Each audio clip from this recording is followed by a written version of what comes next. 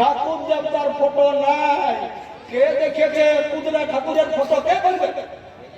বাবুরা তোকে কেউ চিনে? নগর ঠাকুরের ফটো আছে তো তোর ঠাকুরের ফটো গিলা তো নাই খে আর অন্য ঠাকুরের ফটো রাখবি। কি বোকালো?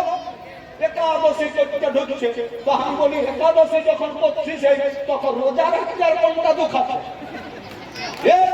মুসলমানদের মতো এটাও তো হিন্দুদের মতো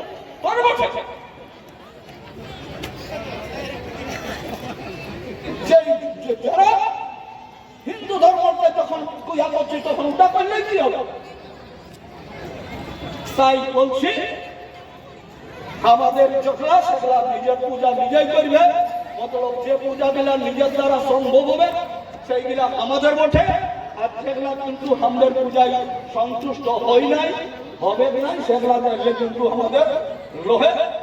এক কথায় এইটাই আপনাদেরকে জানিয়ে যেতে হবে যে বছর বছর এইখানে যে আমরা কাইলে যাইতে বলেছি, যেমন বাবুলরা যাই, যেমন জয়দেব, যেমন কি অনুকূল ঠাকুরের যারা শিষ্য তারা যেমন যায় দেওঘর, আনন্দ মঠের যারা তারা যেমন যায় পীরজলা, রাম তারা যেমন যায় অযোধ্যা, কৃষ্ণ ভক্তরা যেমন যায় বৃন্দাবন, গৌরাঙ্গ ভক্তরা যেমন যায় নবদ্বীপ, জগন্নাথ ভক্তরা যেমন যায় পুরী, তেমনি কুর্মীরা কিন্তু চলে আসবেন আপনারা আপনার ধর্ম তীর্থস্থান এই কেলকেচে পাহাড়।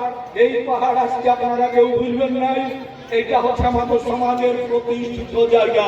তো যাই হোক।